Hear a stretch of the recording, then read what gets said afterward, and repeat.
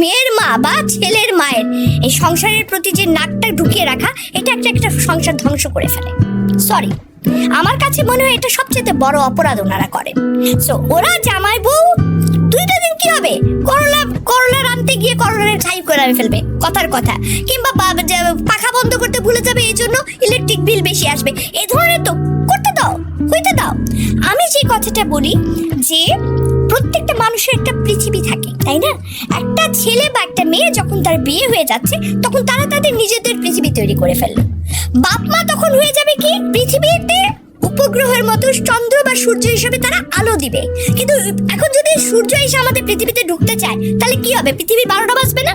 ঠিক তেমনি ওনারা কি করে, ওনার সন্তানের বিয়ে দিয়েও ওই পৃথিবীর মধ্যে ঢুকে যেতে চান, যেটা সবচেয়ে বড় ভুল।